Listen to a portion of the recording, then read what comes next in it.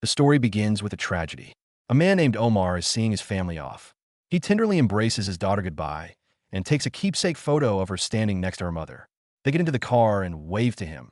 But as soon as the vehicle pulls away, a deafening explosion tears through the air.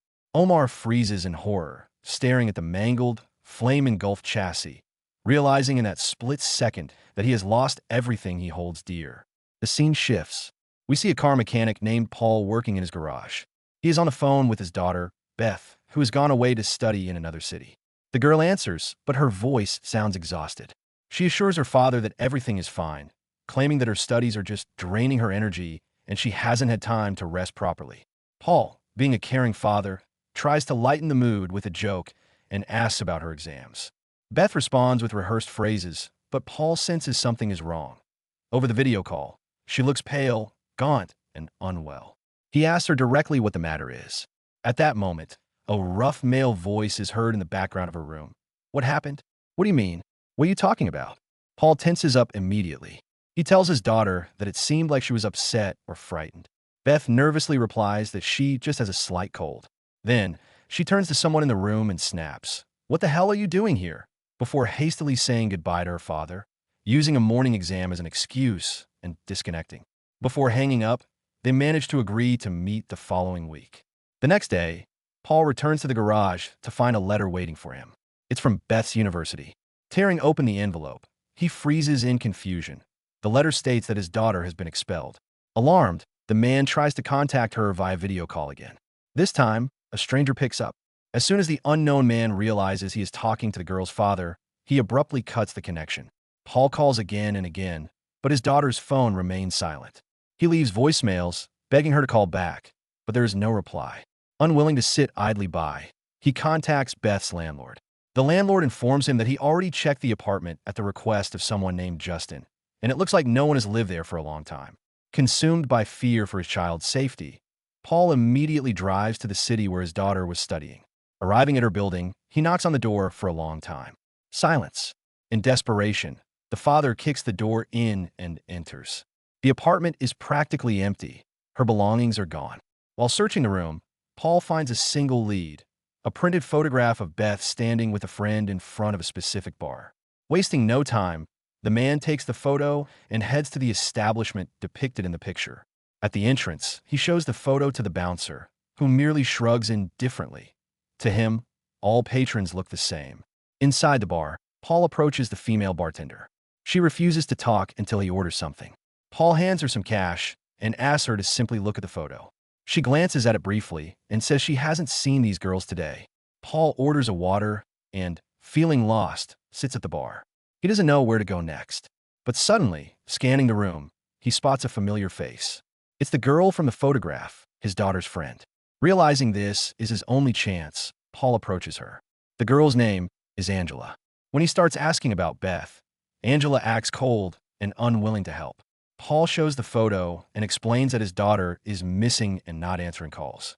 Angela, however, accuses him of prying into his daughter's personal life and digging through her things. Not wanting to continue the conversation, she decides to leave, telling her friends she's going home. In desperation, Paul grabs her arm to stop her. Her group of friends immediately reacts aggressively, thinking the man is harassing the girl.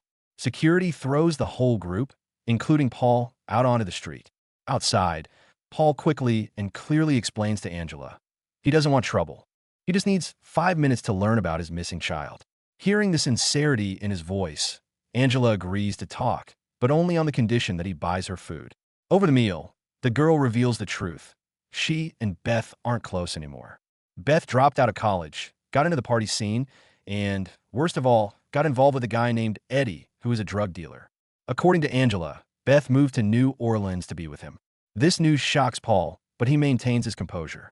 He offers Angela $500 if she comes with him and points out where to find this Eddie. Tempted by the money, the girl, though thinking it's crazy, agrees. They hit the road.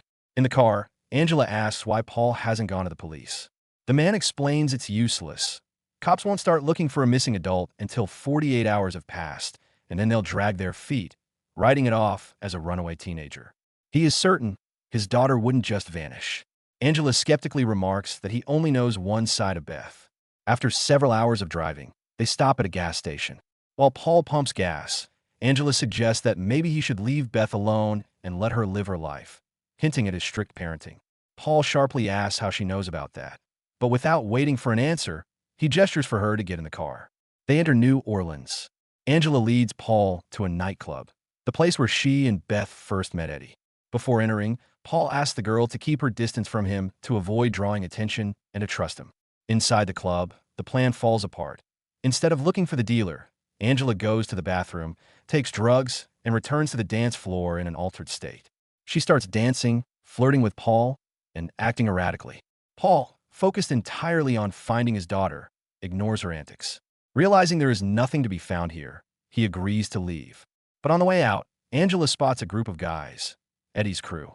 Paul decisively walks up to them. "Do you know where Eddie is?" "We know each other. I need to pass something to him," he asks calmly. The guys act cocky, telling him to get lost. But Paul doesn't leave. A conflict erupts. The thugs attack this simple mechanic, expecting an easy victory. Suddenly, Paul demonstrates skills completely uncharacteristic of an ordinary father. He brutally and professionally dismantles the attackers, breaking bones and knocking them out one by one. Before leaving, he takes a phone from one of the fallen enemies, hoping to find Eddie's contacts. Back in the car, Paul hands a stolen phone to Angela and demands she send Eddie a text inviting him to a meeting. The girl is in shock. She's terrified by how violently her companion beat those men and demands to be taken home. Paul calms her down and takes her to a cheap motel to wait out the night. In the room, Angela eventually falls asleep, but not before bombarding him with questions. Who is he really? Why didn't he go to the police? And where did he get those fighting skills? Paul remains silent. That night, he cannot sleep. He is tormented by memories. The explosion of Omar's car. His mind replays the image of him trying to prevent the tragedy, but failing to make it in time. In the morning, Angela wakes up to see Paul standing in front of the mirror shirtless. Her gaze is fixed on his body, powerful, covered in scars and tattoos. She asks about the scars and about his wife. Paul briefly answers that his wife died of blood cancer, and Beth misses her terribly. At that moment, a reply comes from Eddie. He agrees to meet at a bar. They arrive at the location. Angela goes in first, points out the table where Eddie is sitting, and Paul gives her the promised money, telling her to leave. He doesn't want to involve her any further. As soon as Paul enters the bar, the atmosphere shifts. At a nearby table sits an older man named Stuart. He looks at Paul, and his face changes. He recognizes him. Stuart remembers him from the past. Paul approaches Eddie and harshly demands to know where Beth is. The young dealer starts insulting the girl, calling her a junkie. Rage overtakes Paul. He is ready to kill him right there. But Stuart intervenes. He asks the women at his table to leave and addresses Paul. Stuart recalls an old story. He tells Eddie exactly who is standing before him. "The night you took out 7 men in my place. I was there too," Stuart says with a mix of horror and respect. "Bullets are flying everywhere, but not a single one hit you, like you were a ghost. You walked over the body straight to me and put a gun in my head. I waited for death, but the shot never came." Under the pressure of Stuart's authority and fear of Paul, Eddie confesses. He doesn't know where Beth is now, but the last time he saw her, she was with a dealer nicknamed the Pharmacy, Tony. Stuart provides Tony's address. As he leaves, Paul throws a line to Stuart that makes the blood run cold. "The only reason you survived 20 years ago is because I ran out of ammo." Exiting the bar, Paul sees Angela. She hasn't left. "Beth is my friend. I couldn't just bail," she says. Paul, albeit reluctantly, gets in the car but warns her. From now on, he is in charge. However, they have already been spotted. 2 men from the bar begin to pursue them. These are Omar's men, the very man whose family Paul blew up in his memories. Omar is now a powerful crime boss in this city. Meanwhile, we are introduced to Omar. He is dealing with a subordinate, Tony Musical, who has caused problems. Omar ruthlessly orders his right-hand man, Mark, to execute Tony, stating that only God can forgive. At this moment, the 2 pursuers call Omar and report that they have seen a man resembling Paul. They describe his appearance. Omar's face changes. He has waited 20 years for this moment. Old Riley recognized him immediately, the thugs report. His assistant, Mark, tries to dissuade the boss, advising against provoking this man, knowing how dangerous he is. But Omar is consumed by a thirst for revenge. This man, known in the criminal world as the Prince, killed his family. Omar gives the order, "Find Paul and bring him in alive. On the road, Omar's men set up an ambush for Paul and Angela. A shootout begins. Paul's car is riddled with bullets, but he manages to escape the line of fire. He stops the car, gets out, and coldly deals with the mercenaries. Interrogating a wounded thug, he learns that the client is Omar. Having obtained the information, he finishes off the enemies and drives away. Angela is in a panic. She demands an explanation. Why is Omar himself hunting them? Paul finally reveals his cards. In a past life, I wasn't just a mechanic, he says. I was a hitman working for government agencies and the mob. My job was to eliminate gang leaders. He explains how, 20 years ago, he was supposed to kill Omar by planting a bomb in his car. But on that fateful day, Omar's wife took the car to drive their daughter to school. Paul saw it happen, tried to run and stop them, screamed, but it was too late. The car blew up right in front of him and Omar. Since then, Paul has lived with this burden. He got out of the game to raise Beth, but the past has caught up with him. Paul says his goal now is to find Beth before Omar gets to her. He promises Angela he will protect her. They need help. Paul drives to an old friend, Sam, a hotel owner. Sam is shocked by the reappearance of the prince, but upon learning about the missing daughter, he agrees to hide Angela. Sam warns the girl, stay away from him. Death always follows him. Leaving the girl in safety, Paul goes to another old acquaintance, Frank, the son of his former armorer. The old man has passed away, but Frank remembers Paul. Paul asks for his old stash back. Frank opens a hidden cache. Paul selects his weapons, paying special attention to special hollow point rounds and black talons. Now he is armed to the teeth.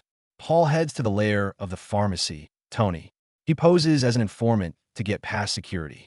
They search him and take his guns, but he is ready for this. Inside, he finds Tony and demands his daughter. Tony leads him to a room where Beth is lying on a bed. She is unconscious, suffering from an overdose. It is a trap. Tony used the girl as bait to hand Paul over to Omar.